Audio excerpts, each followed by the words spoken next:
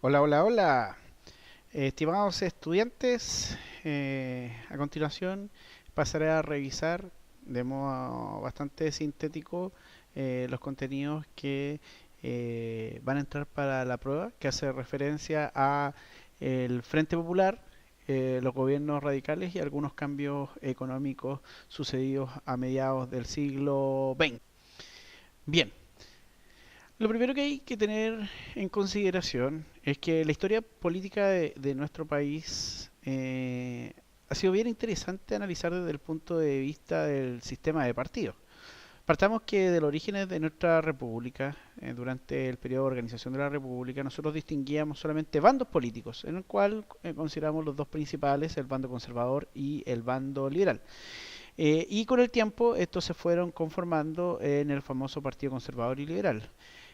A pesar de esto, van surgiendo ciertos movimientos un poco izquierdizados, podríamos decir, como el Partido Democrático y eventualmente el Partido Radical, que también tiene un sector un poco más conservador que el otro. Eh, Llegando al siglo XX y en respuesta a los movimientos sociales de fines del siglo XIX y comienzo del siglo XX, comienzan a surgir una serie de movimientos de carácter político, evidentemente a propósito de la cuestión social que hemos revisado ya en clases. Em, Todo va a comenzar con este Partido Obrero Socialista, que después se va a conformar en 1922 en el Partido Comunista, al adscribirse a la Tercera Internacional. Este Partido Comunista va a representar el 19% de la fuerza electoral, lo que podemos considerar como una relativa alta participación debido al contexto histórico de la época. Recordemos que en 1917 va a surgir o se va a producir la revolución bolchevique, que va a instaurar el sistema comunista como una alternativa al liberalismo y posteriormente, debido a la crisis económica de 1929, se va a consolidar como una alternativa real en diferentes países de Europa y de América Latina. Chile es un buen ejemplo al ser uno de los primeros países que conforma el Partido Comunista en 1922, gracias a el obrero tipógrafo Luis Emilio Recabarren, también fundador del Partido Obrero Socialista, que es el que antecede al Partido Comunista. Hay que recordar que también durante el periodo de 1937 nos encontramos dentro del periodo de entreguerras, en el cual se desarrolla la ideología fascista. Bien, otro partido que también perteneciente a la izquierda va a ser el Partido Socialista, que va a ser fundado en 1933. Estos dos partidos, el Partido Comunista y el Partido Socialista, primero tienen una metodología bastante confrontacional respecto del Estado. Sin embargo, con el tiempo se van a ir moderando, todo a propósito de su ascenso al poder gracias a los gobiernos radicales, principalmente de Pedro Aguirre Cerda, y van a tomar ciertas posturas un poco más moderadas. También vamos a tener el Partido Radical ya como otra fuerza electoral mayoritaria dentro del sistema de partidos. Tenemos los partidos más tradicionales, como el Partido Conservador, eh, el Partido Liberal. Hay una sección del Partido Liberal, ¿cierto? Que es el Partido Liberal balmacedista. También vamos a tener el Partido Agrario Laborista, que es un partido de origen terrateniente, aristocrático. Y vamos a tener la Falange Nacional, que va a constituir una nueva fuerza política y que posteriormente se va a transformar en la democracia cristiana, uno de los partidos más fuertes de nuestro sistema de partidos contemporáneos. La historia del siglo XX está muy vinculada con la historia mundial, ya lo pudimos ver en la cuestión social, en la Primera Guerra Mundial, el periodo entre guerras, la crisis económica, y eventualmente lo vamos a ver también en la Segunda Guerra Mundial y la Guerra Fría. Dentro del contexto del periodo entre guerras, en el surgimiento de la ideología fascista, se va a marcar esta intención de la Unión Soviética a través de la Tercera Internacional de formar un movimiento que tiene como objetivo principal impedir el avance de ideas fascistas, ya, y esta idea se va a emular en diferentes países. Uno de los países que merece una revisión un poco más detallada, quizás no en esta clase, pero en otra, es lo sucedido en España a través de la guerra civil española que se sucede en 1936 hasta 1939, en el cual va a haber una disputa entre un bando republicano, representado principalmente por la izquierda y amparado por la Unión Soviética, o sea, en contra de un partido sublevado, donde vamos a encontrar, por ejemplo, a los falangistas, y que van a impulsar la dictadura de Francisco Franco, eh, y que va a gobernar una buena cantidad de tiempo.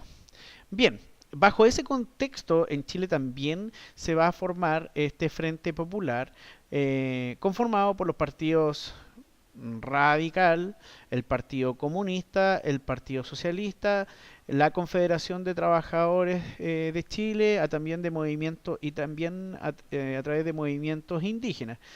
Estos van a impulsar un candidato, bueno, ahí van a haber ciertos conflictos internos, pero van a lograr que se presente el candidato radical Pedro Aguirre Cerda, que de cierta forma es el candidato más moderado porque representa de cierta forma a los sectores de derecha, aunque parezca un poco raro, debido principalmente a que pertenece a la derecha del Partido Radical, está un poco, es intelectualmente bastante capaz a tener sus estudios de profesor, lo que le da cierto margen de seriedad a su campaña, pero también sus orígenes también le va a favorecer para llegar al poder. En 1938 entonces se producen las elecciones y el Frente Popular va a apoyar la candidatura de Pedro Aguirre Cerda.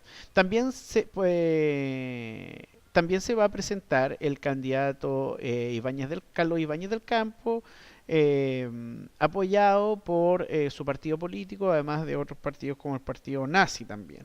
Y la derecha chilena va a postular al exministro de Arturo Alessandri Palma, Gustavo Ross. Ya hay que recordar que a propósito de la matanza del Seguro Obrero en 1938 y las acusaciones de boicot que se le hacen a Carlos Ibáñez del Campo, decide retirarse de las elecciones, por ende se va a enfrentar Pedro Aguirre Cerda y Gustavo Ross, resultando ganador eh, Pedro Aguirre Cerda con una votación del 50,45%, ya dentro de una población votante de 443.000 votantes, y en esa época tenemos una población aproximada de 4.900.000 habitantes en Chile. Por ende, también podríamos entender que la cantidad de personas que votaban era bastante poca. No solamente Pedro Aguirre Cerda va a ser electo, sino que consecutivamente van a haber dos radicales más que van a estar en el poder. Primero, evidentemente, Pedro Aguirre Cerda, de 1938 a 1941, como se pueden dar cuenta, no logra cumplir su mandato presidencial debido a que fallece antes. Juan Antonio Ríos, que también va a fallecer, y posteriormente Gabriel González Videla. Cada uno tenía su propio lema o su lema de campaña que lo caracteriza dentro de su gobierno. La de Pedro Aguirre Cerda, gobernar es educar. Juan Antonio Ríos, gobernar es producir, y Gabriel González Videla, soy un radical de izquierda. Cuestionable, pero ahí lo veremos en las próximas diapositivas. El eje programático, ojo ahí, el eje programático de los gobiernos radicales era un programa bastante marcado por un componente social. Básicamente hay tres ejes programáticos, que está el de educación, el de economía y el de seguridad social. El de educación, principalmente creando más escuelas, mayor instrucción, mejor calidad de profesores. En cuanto a la economía, implementar un sistema que pretenda la industrialización del país, porque evidentemente que estas reformas sociales implican un fuerte gasto social. Y ese gasto social evidentemente necesita un financiamiento, y para eso Chile va a mostrar sus primeros indicios de industrialización. ¿Ya? Por ende, había que cambiar el antiguo modelo monoexportador de materias primas por un modelo exportador y de sustitución de importaciones. Y el tercer eje es la seguridad social, enmarcado en una forma de ver la economía que es el Estado benefactor.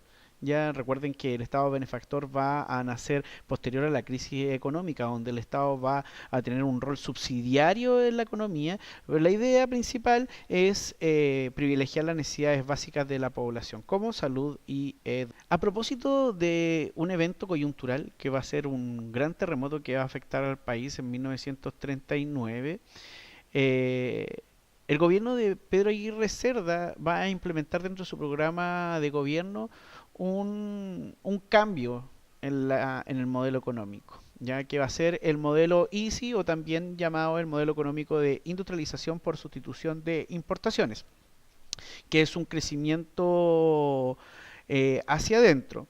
Este modelo no fue creado en Chile, novedad, pero fue implementado desde 1930 en América Latina, como por ejemplo en México, Argentina, Brasil y nuestro país.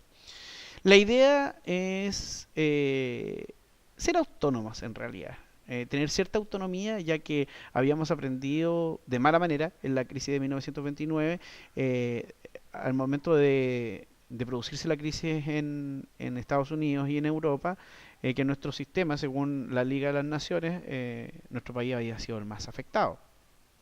Por ende, la idea es crear una capacidad de producción de bienes industriales, de consumo y de capital.